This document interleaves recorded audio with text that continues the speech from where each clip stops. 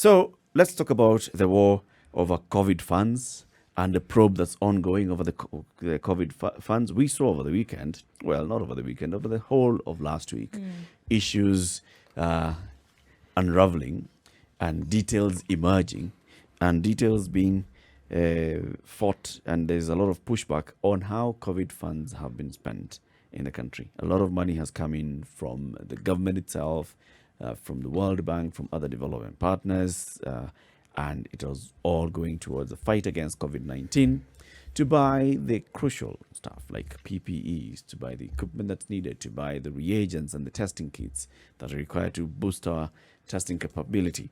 And then stories start to emerge that, first of all, they arrive at JKIA, they disappear. The donation from Jack Ma. It's not clear where it ended up, whether the full Jack Ma consignment ended up where it was supposed to have gone. And then now there's the issue of procurement for supply of this crucial material. The Kenya Medical Supplies Agency comes to the spotlight here. And there's an investigation that's ongoing with the Ethics and Anti-Corruption Commission. And also the Senate is probing this particular matter. And then we saw a statement by the ODM Secretary General Edwin Sifuna over the weekend, and he was saying, look, we need not sensationalize this particular issue of KEMSA. Let's wait for proper investigations to take place. We actually need the Auditor General to come and tell us, all right, so these people who are contracted to supply to Kenya Medical Supplies Agency, overquoted or underquoted or were not qualified, all right? So there was a break of procedure. And of course, with that, there was a lot of backlash as well, with the deputy president says the pretentious former opposition, now turned lords of corruption, attempted defense of the COVID grand larceny is not shocking. Musalia Mudavadi says they, that he means the profiteers, need to be stopped. The public is restless and we now require answers. The evangelical churches have come out as well. We did not speak because there was an opposition, but now it has joined the government and we cannot keep quiet. The Kenya National Union of Nurses says we will not allow the ODM to defend graft when Kenyans are dying of poor health services. And the Raila Odinga, the ODM leader, says how does that become a loss when the government has given someone a tender? The only problem would be if you create some monopoly. So where is the money and where does this direction go? It's interesting that this is now what everybody's touting about now. But we saw the signs of this months ago when there was either a budget, no budget, spent funds not spent. Really, which one is it? This thing started to go south months ago when it wasn't really clear what the explanation was in terms of money being spent on COVID.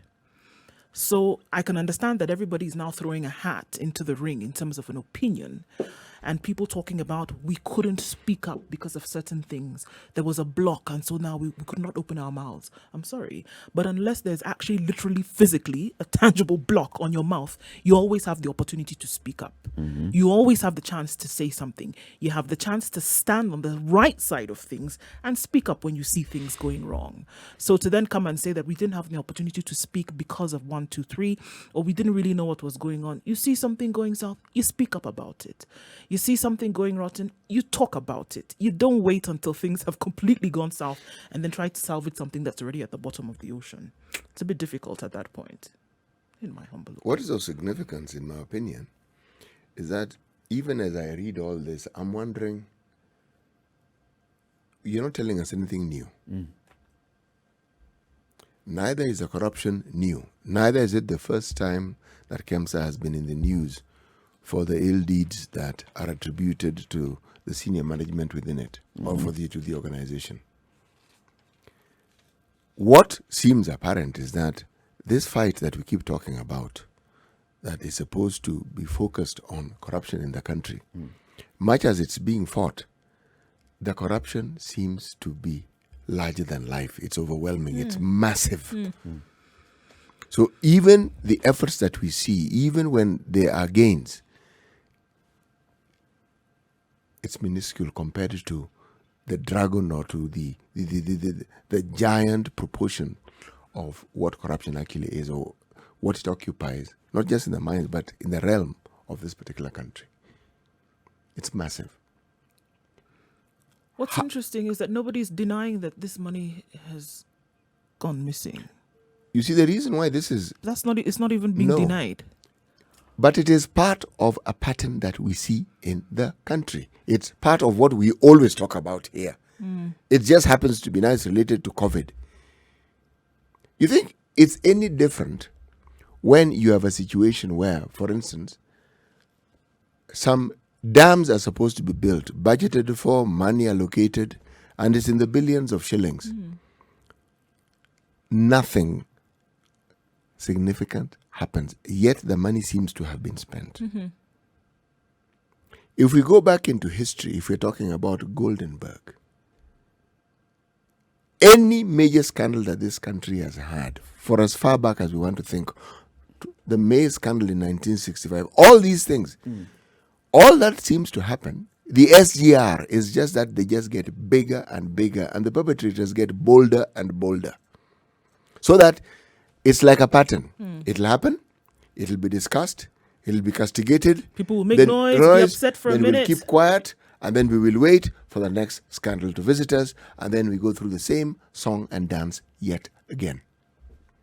But there's something that has happened which is of interest. One sees the anti-graft agencies are at least doing something that you can say something is being done. People hauled to court. We hear of money that cannot be easily explained, taken back. But the truth of the matter is that all this, much as one can see the effort, one wishes a lot more was done. Yes. In this particular case, ever since, for example, the story that came out on NTV, and it was pointing towards what is happening at KEMSA. Even before that, the issue had, gone into KEMSA, the procurement at KEMSA, what companies were involved in supplying this PPEs and the rest through KEMSA. And the questions started emerging from there. And the board started now taking action. The board went and suspended the CEO of KEMSA plus two other managers, senior manager procurement and another manager at KEMSA. EACC came in and requested the suspension of these particular officers. So EACC is already investigating what's happening. And then now we see that the Senate is investigating this same matter. Soon you will hear the National Assembly opening its own investigation over the same matter. Musalia Mudavadi is saying, you know what, why don't we have a unified commission of inquiry and make it public so that everybody can see and hear what happened at KEMSA. Everybody can hear the questions being asked and everybody can hear the people answering those questions. So it's not that, this happened in camera, somebody comes one time and says, and I have evidence to show you, but I'd like to share this information in camera. No. Wants it to be public. Is it a way to go? A public inquiry? I don't know that it would change anything significantly. I mean, if you give, for example, 3 months ago, or rather, 3 months ago in April, when we saw the first, you heard, you smelt the first whiff of this thing, we were told that the budget report would be made public. After it was rescinded, after the first report was rescinded, we were then told that that second budget would be made public. Till today, that has not been put out into the public domain. It hasn't. So whether you make it private, whether you make it public, if these folks want to do what they want to do, they're going to continue in that manner. They're going to continue in that fashion.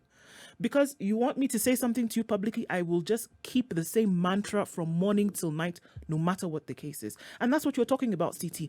It's become so normalized that it's even being done with almost an air of arrogance. Like, this is what we're doing. Dare you ask me a question about it? You want me to make it public? I'll make it public. But this is the way in which we operate. So you can't ask, even if you ask me to change it, you're not going to really get anything in terms of an answer. It's become normalized and to the point where it's even being done in your face. And nobody is asking questions about it, and nobody expects an answer. Whenever a country is threatened by imminent danger, whether it's internal or external, our law allows for something called a state of emergency to be declared. Corruption, in my opinion, has reached that particular crescendo. If the Senate and Parliament wanted to be of use to the citizenry of this country, they should start discussing the sort of laws that we should actually have in place to deal with this menace so that this dancing around issues ceases. so that people who are charged with those duties are given special powers to do certain things, so that you know when you're mentioned, this is what happens. If you're found culpable, this is what happens. In terms of not just you going to jail, no. The proper everything surrounding corruption, so that it is dealt with conclusively. Right now, all we're going to do is change the dance styles. Mm-hmm. When we're moving left, we're now going to move left, right. And there'll be a lot of noise. These toothless church leaders will come and tell us all the sort of things that they like saying, which one wishes they would just keep quiet. Yeah, don't even bother. You want them to keep quiet? Why? No, they should just keep quiet. Why? Because the church is supposed to act as a conscience. When you're a conscience, you don't wait for something to happen. You prick before it even happens so that it doesn't happen. Or even if you see the sightings And when it happens? or even when you see the sightings of the same. When it happens, you speak even louder. But when your voice is joined with a cacophony of other people whose voices we are tired of hearing, because they themselves are not as clean as they want to, as they sound to be. Who in our political class can be said to be clean? Who? One individual who you can say, this one is squeaky clean. They're squeaky not clean. So why do you take issue with the church issuing a statement? I'm taking issue because the conscience doesn't prick you after the event. It should prick you before, during, and then after. While it's happening, that's what Jiminy Cricket does. Remember Jiminy Cricket?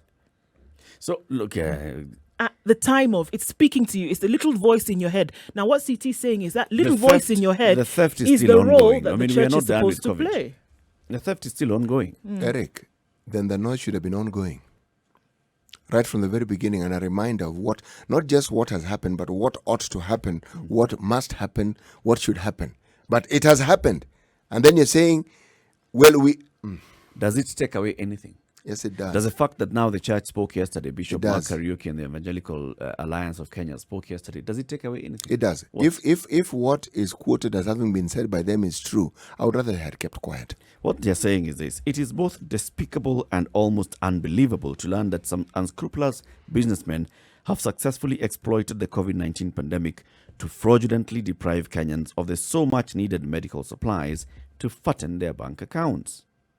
It is most regrettable that some donors have already given notice of withdrawing medical aid, which was meant to benefit malaria, HIV, and AIDS patients to the tune of 400 billion shillings. Eric, how long has this news of KEMSA been in the news? How long? Just KEMSA specifically. How long have we had it? About 2 or 3 weeks. Precisely. And they're talking now. Now. Yeah, it's within 2 or 3 weeks. No. It's less than a month. In my opinion, they might as well have kept quiet. Your conscience is an ongoing thing. Your conscience doesn't decide to take a break. Your conscience doesn't decide, okay, yeah, well, let's wait for things to escalate and then we will say something about it. Your conscience is an ongoing, constant reminder of how you should be Or living, what how you ought should to be do. operating, or what you should be doing. And yes. It's a constant thing. It doesn't take a break. It doesn't go on holiday. It says that every time, really, it's a difficult job. But, you know, by the time you've put yourself in that position, then you might as well fulfill what it's asking you to do. It doesn't say that you say, okay, well, let's hold on and see what's going to happen. Or we thought that such and such was going to be the case. That's why we didn't speak up. No, you speak up. I feel we are speak shooting up. a prophet just because the prophet is speaking too close to the event he's supposed to prophesy. Because if we tell the church leaders to keep quiet, then whom do you expect to speak? We're already saying, you're already casting But they were already quiet. You're already casting And aspersion. Eric, they were already silent. It's just a continuance of what you are doing anyway. Yes. You might as well just continue being silent. And then who shall we hear speaking? Well, We we'll didn't hear the have anyone voices speaking in the anyway, first place. The So- politicians. Eric, Already we are saying the politicians, we don't want to Eric, hear from the Eric, politicians. the point is, when you speak, when politicians are speaking, one may have difficulties determining the difference. No, one may start listening to at least I can hear from the church. At least I can trust the church. And when I'm hearing politicians speaking here saying, And why should I trust the oh, church? thank God I'm not the one who's going to be called the Lord of corruption over this COVID And why should thing." I trust You know, the church, that's what Eric? the Because deputy- they have spoken at the same time the politicians are speaking? Or did they speak earlier and us in the media only reporting it now? Well, I'm sure if you went to church, maybe they were speaking in church. CT wasn't allowed in church until last week. The truth of the matter is this, there is a very specific role that the church is supposed to play. Very specific. It's not something that requires redefinition. It was long defined, even before I was born. Now, if they have abrogated that role, and abrogation in this case is by keeping quiet at the time when you should speak timely speaking, warning, not just speaking, warning. Now that we have COVID, this corruption that we tend to have and we tend to see in these matters, warning, speaking about it, so that when it happens, it's within a background of them having spoken about it. Silence. And then now you join your voice with that of politicians. Keep on keeping quiet, Keep man. quiet. But let's head back to where the issue is. The issue is being probed in the Senate. The issue is being probed by the Ethics and Anti-Corruption Commission. The issue, like I'm saying, because we have a very active Committee of Health in the National Assembly, they may also take up the issue. Actually, they've already been summoning people to come and explain how they're spending the money that has been allocated and appropriated for the fight against COVID-19. So it's going to be broad. Is there sense in having all these multiple investigations and probes going on at the same time? No. The public inquiry that the former vice president has brought up, in my opinion, would make sense.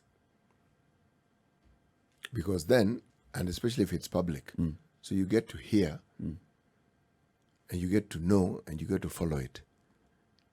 The moment all these bodies, unfortunately, start getting involved in the same issue, already we have anti-graft agencies whose job it is to investigate these things. That's their job, right? Have they concluded their investigations? No. But Parliament also has an oversight role, and so Yes. it's playing its oversight role. I have not diminished their role, neither have I diminished the importance of what they're doing. I'm simply saying that there are people whose job it is. Parliament doesn't have the ability to do what the DCI can do. They don't.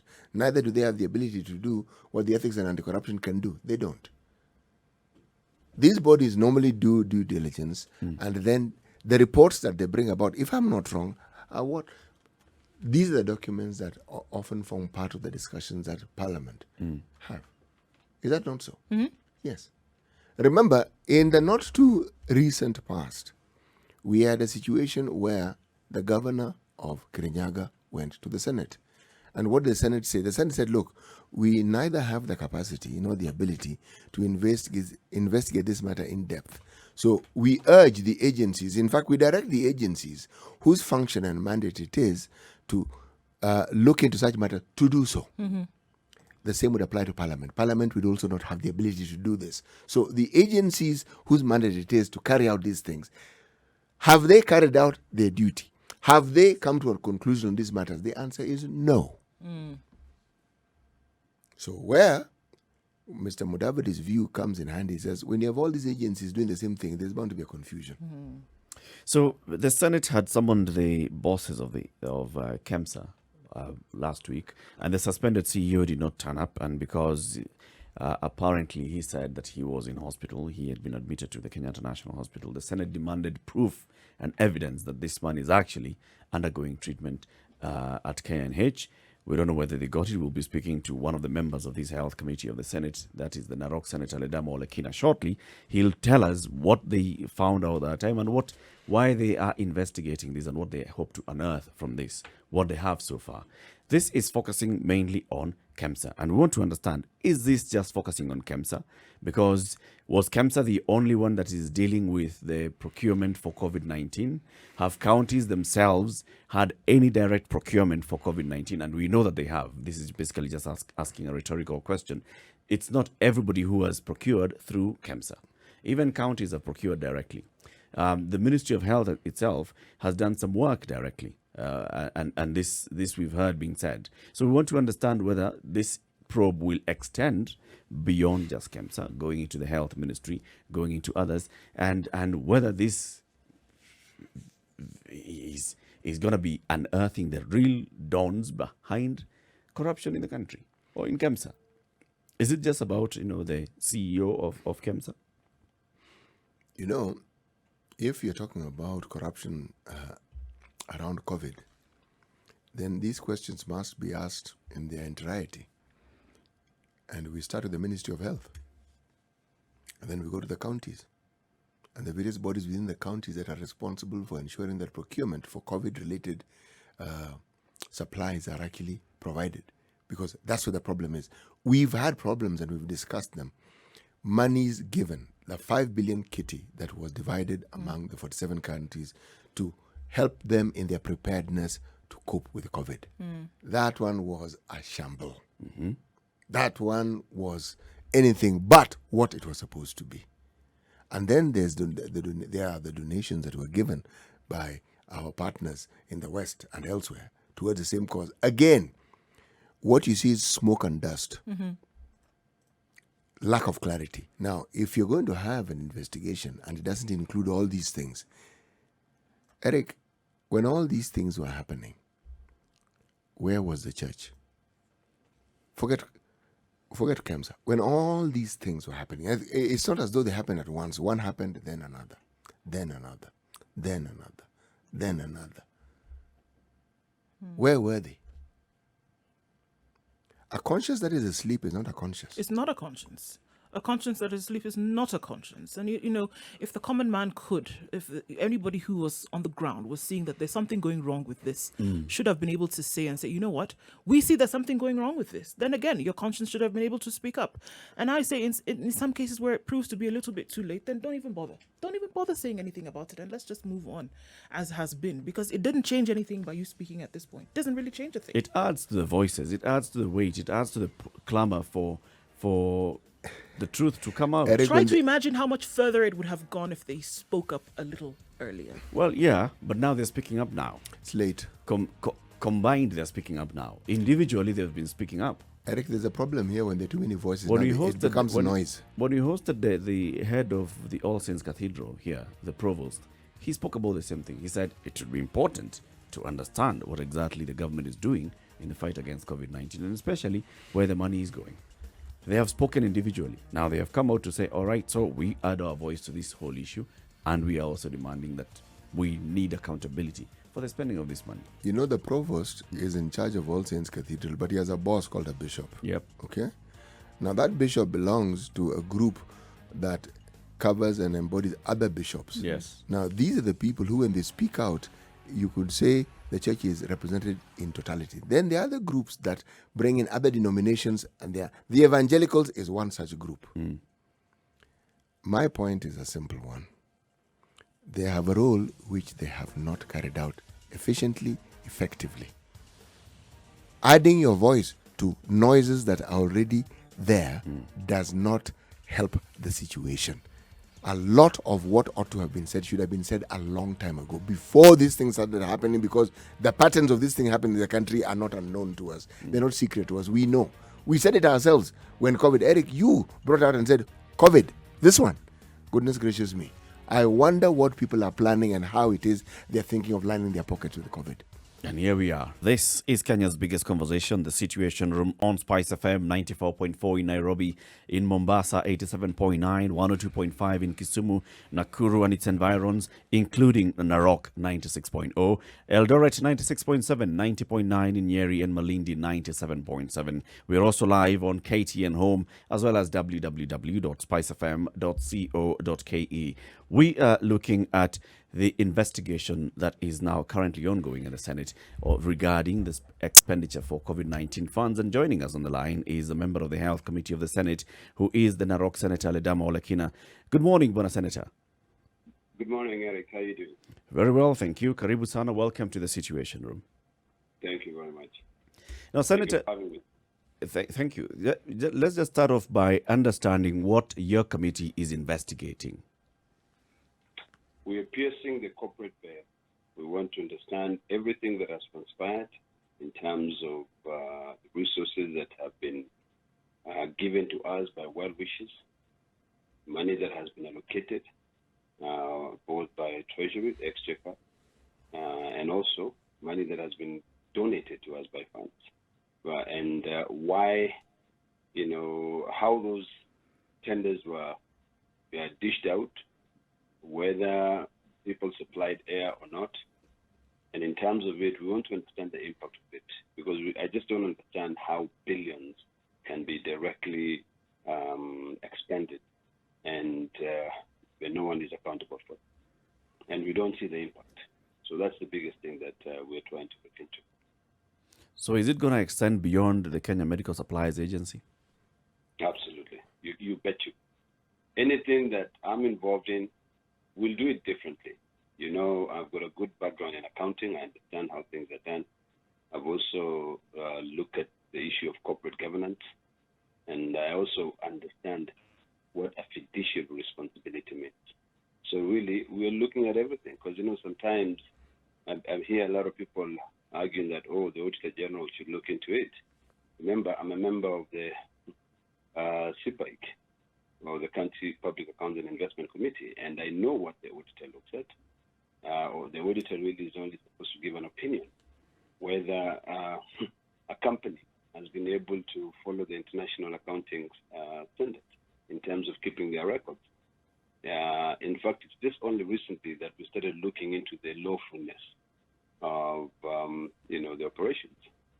So in this case, we are looking at a lot of things. We want to look at those tenders. We're a country of 47 million people. Not only a few people should be enriching themselves. So to be fair to Kenyans, and to be fair and to be open to the people who have been so kind to help us deal with this pandemic, we must come out with the truth. Senator, it seems that, even as this starts, you're going to probably, what has brought it to the fore is COVID-19. All right, as has a lot of things in this country. Likelihood of you finding, or this committee, or through the probe, or however it will be, that a lot more is going wrong beyond mismanagement of COVID funding. How do you think then that you would deal with that? Because it seems that COVID is just a cover for much, much more that is going wrong, and not just at KEMSA. You see, I think the problem starts right there with your statement. When we narrow down into an issue, people always come up with a different narrative that we should be looking at other greater things, not just this. No, I didn't say you should be looking at something greater. I said there's a possibility that there would be other things that would come about as a result of that. And it seems... And that's okay. And that's okay.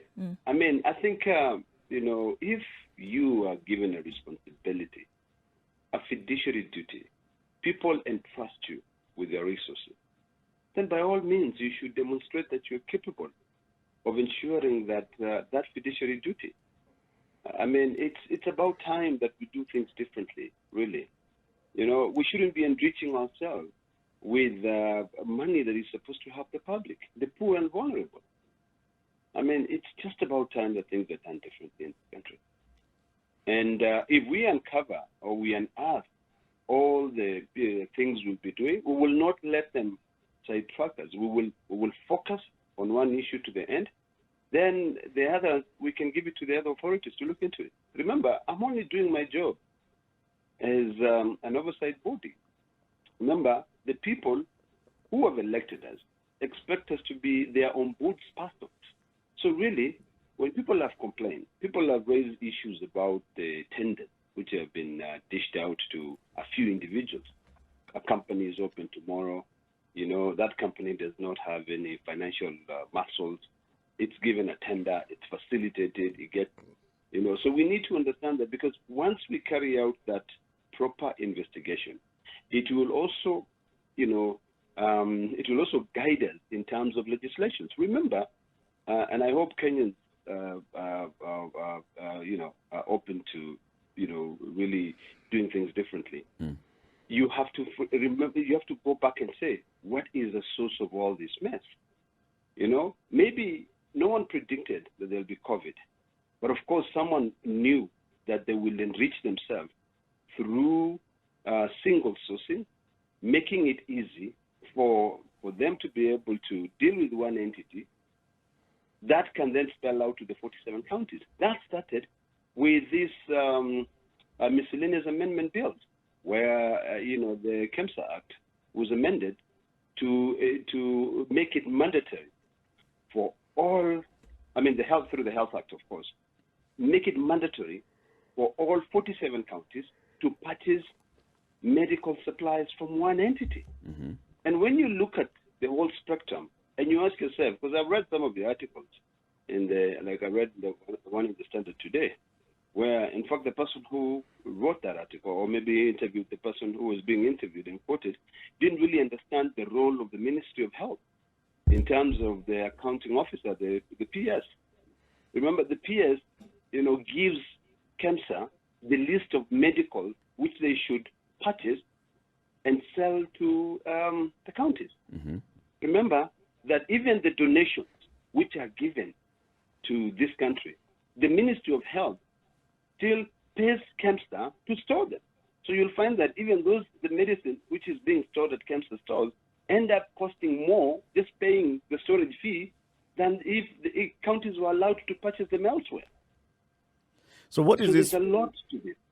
What is this probe aiming to achieve in terms of looking at, now you've started off with KEMSA, and the allegations all along have always been that there's a huge connected cartel that operates Mafia House, and this is Afia House, and it's the one that pulls the strings in all these agencies associated with the Ministry of Health. Is this just are you just focusing on KEMSA, or are you looking at the Ministry of Health? Eric, I've indicated this clearly. I've said it over and over again, and I'll repeat it. We want to do things differently this time around. We want to demand a fiduciary duty. So if during the course of our investigation, it leads us into untangling a web of the mafioso, so be it. Then we will put it out there to the Kenyans. We've done our job.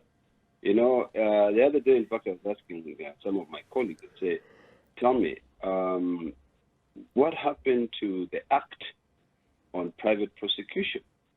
Because when I read the Act on private prosecution, it tends to relate to the Attorney General and say you should seek for permission from the Attorney General.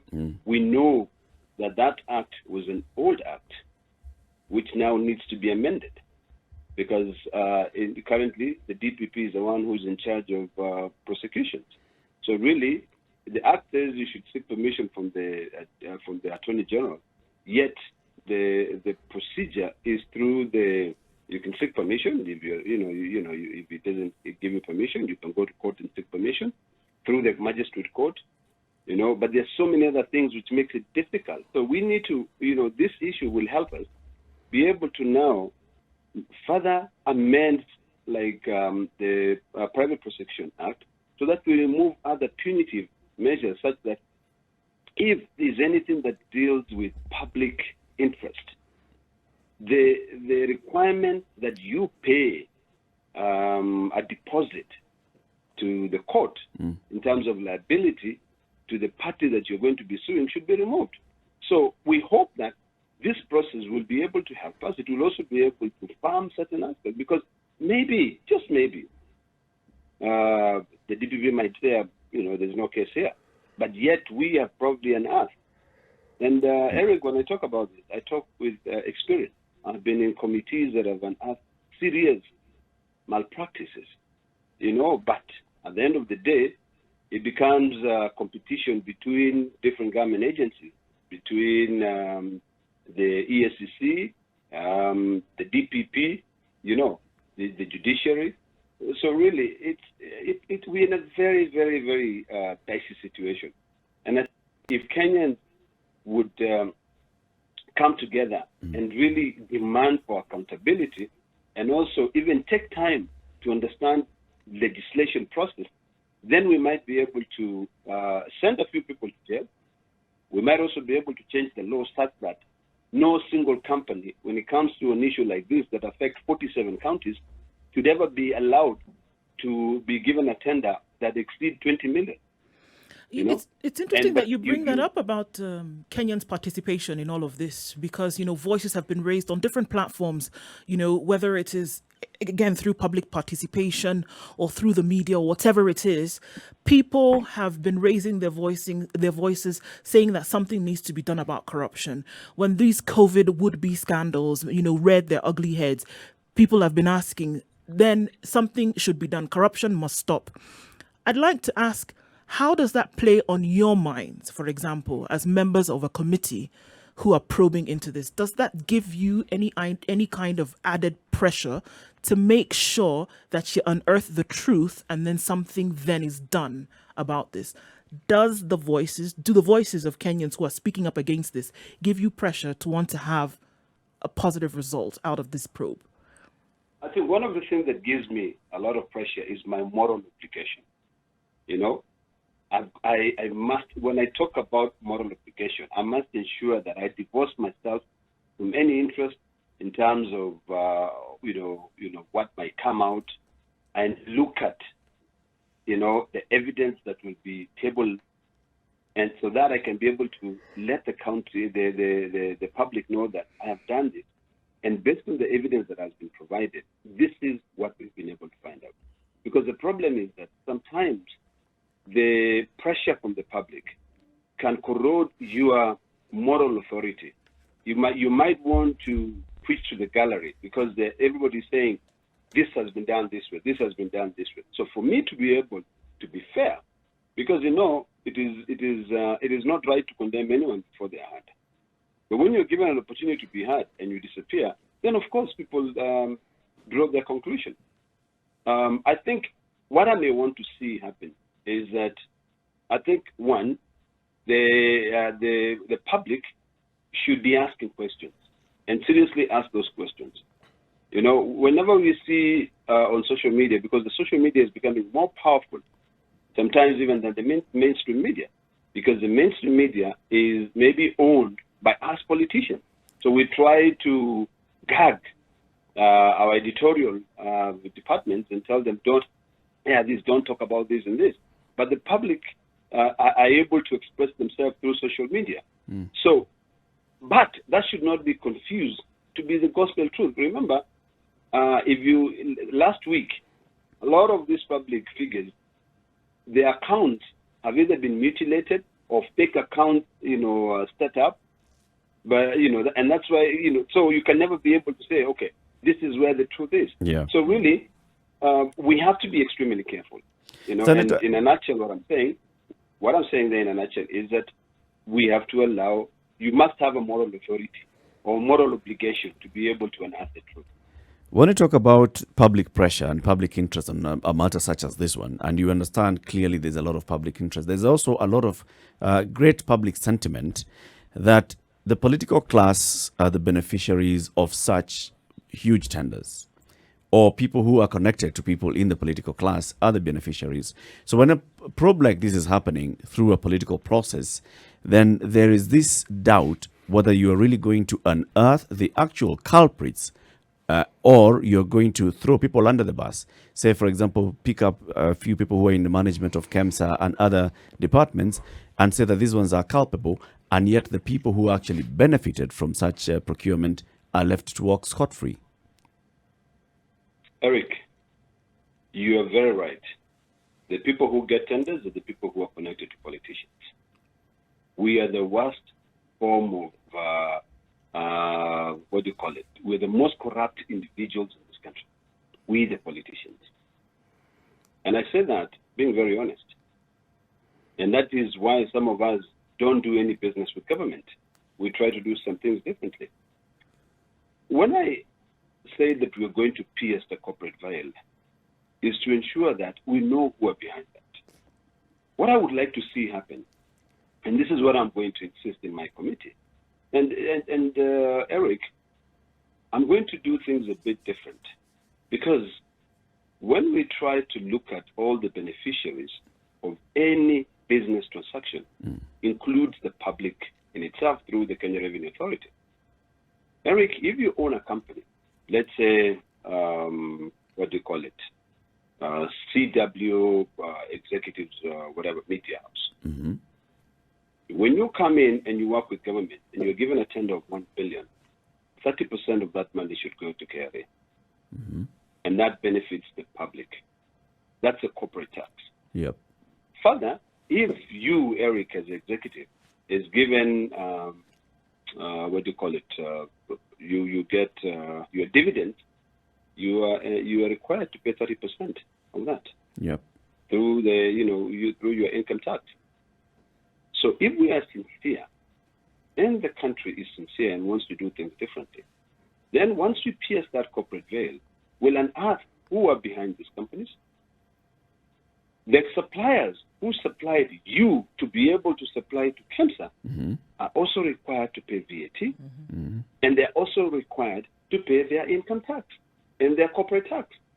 So we can follow up and create, it becomes like a Gantt chart where all these things relate to one another. Yep. If we are indeed sincere, if we go through that extent, not these things that the auditors do, which I know, but if we do a serious forensic audit, by all means, the ground will shake.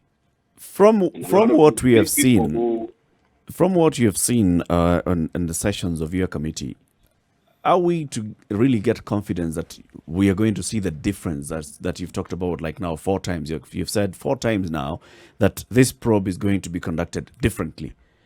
Do you get the sense and the confidence that your own committee members are going to go with you in this different route? Nothing stops me from giving a dissenting opinion and arguing why. There's always this saying that says the majority will always have their way and the minority will have their say. If the members of my committee think differently, I will dissent. I've got that, I've got that leeway, or rather that right to dissent. And once I dissent, at the end of the day, the truth shall always set us free. So I do hope, and I have confidence in my committee members, that we will all be able to walk the same path of, divorcing our own, material interest with the interest of the public. Senator, let me ask this question. When all these... This is C.T. Muga. How are you, sir? C.T., how are you doing? I'm very well, thank you, sir. Yes. These processes that we are speaking of, when we've gone through them and come to the end, what is this thing that in an ideal situation we should see, or which the public will see and say, indeed, our interest has been taken care of? What would we see happening to those who are fraudulent? Do you want a straight answer? Yeah, I want a very straight answer. Simple, yes. Whatever the findings, if the findings are what we think they are, those people should be paraded at Uhuru Park and either stoned to death, or the military, the paramilitary is brought in, and the rest will be history. Because we just say enough is enough. That is my straight answer to that. All right, but if we follow the law, because what you've just said, even... All right, so let me then answer the other way. Yes. We want people to be prosecuted, and we want a prosecution process where the judiciary is not controlled. The judiciary is not influenced. I would rather, even if we can be able to say, guys, because we've benefited a lot from the international community, let us find a way to even allow certain judges to come in who are completely independent and who have got no interest, nobody knows them. They appear before that and they only make their judgment based on the facts. And in this case, we try to deviate a little bit from the due process of the law, where instead of something starting from the magistrate, going to the High Court, all the way going to the Supreme Court, we simply just say we have a bench of 5 judges or 7 judges who will be the ones who will be looking into the evidence, and their decision will be final and cannot be appealed unless there's something, there's serious errors in missions. What would that process look like? Would that be a judicial commission? It has to be no, I don't think it should be a judicial inquiry. I think it should just be a proper, court process where evidence is tabled and, witnesses are cross-examined. And the decision is based squarely on looking at a few legislations and also in terms of accountability, like the PFM Act or the Public Audit Act or the Public and Procurement Disposable Act, PPDA, and the Constitution. You put those 4, maybe even the Health Act. You look at what the Act says. And the problem that I have with the issue of auditors coming in, the auditors in their finding, first of all, for them to give an opinion, you must be able to say you follow the procedures, like you've got the tender document, you've got all this and this and this. Yep. Then they render their opinion. But we have to look at the law. And also we have to look at who else has lost money. Eric and City and my dear sister. The problem normally occurs when an audit process is carried out, an opinion is rendered. And once the opinion is rendered, people shout and nothing is followed. Mm-hmm. In this case, we want to do it in a way that we can be able to unearth, and we can also be able to ensure that Caesar gets his share. Caesar gets what's due to them.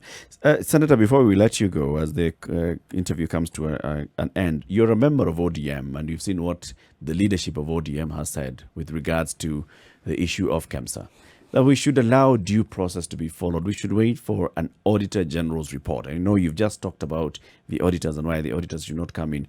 What is it that you would say to that statement? I would literally, I think I've already aired that sentiment. I think if you look at my tweets, they speak volume. I've been against any entity controlling either the oversight authority or anyone out there, regardless of who they are. They should let the people who are tasked to carry out their mandate. I've always said that there's no party position when it comes to issue corruption. You know, I think you have to allow the due process of the law to carry its day. So really, I don't associate myself with that position, because people are speaking without having all the evidence. Some of us who have come across most of that evidence are not even talking about the details, but we're just saying people should be held accountable. All right. They should be responsible. So as we conclude, Senator, what is it that you'd like to say to Kenyans to assure them that what we are seeing in the Senate now with regards to investigations on the expenditure of COVID-19 will be a clean report that will be produced by this committee? First of all, I seek prayers, because some of us who are walking that path want to do something different. I also want to tell Kenyans that to have some little faith, because we're out there, elected by the people, to be able to represent. It is sad that there are millions of Kenyans who have got no access to vote. It is sad that there are millions of Kenyans who cannot be able to get any health facilities. We are very lucky as leaders. We paid a lot of money, Eric, a lot of money. And we want to make sure that when we are paid that money is enough for us, you know, to be able to do our job, so that other people can also be able to see tomorrow. There are people, Eric, who, because of our actions as politicians, die every day because they cannot be able to get the services that we promise them, or the things that we say we do, and the things which are written down. Yep. Most of our achievements are just good on paper, but in reality they are not. But it's not one man's job. It's not only the Senate. We've got the National Assembly, which is also tasked in oversighting the national government. We've got the DPP. We've got the DCI. The only thing I would seek and I would request, I would beseech them in terms of these bodies, you know, not to be vindictive, not to be controlled. Like what happened last week, where 3 of my colleagues were arrested when they were about to vote. It was something which is very, very, important in terms of revenue allocation to counties. So really, we need prayers. We need them to have a little faith in the process of Senate, and hopefully we will be able to unearth the truth. Thank you very much. And finally, I'd say, would rather be accused of having failed, but not having tried. Indeed. We want to thank you very much, Honorable Ledamo Olekina, Narok Senator, for speaking to us this morning. The country will be watching what you are doing in that Senate, and especially when it comes to unearthing the people who are behind the huge scandal that is unfolding here in terms of this expenditure of the billions for COVID-19, when people have died, when doctors have even had to down their tools because they did not have access to PPEs, when our testing capacity is still below 600,000 samples because we are told we are not able to procure the testing capability. We'll be watching, Senator. Thank you, Eric.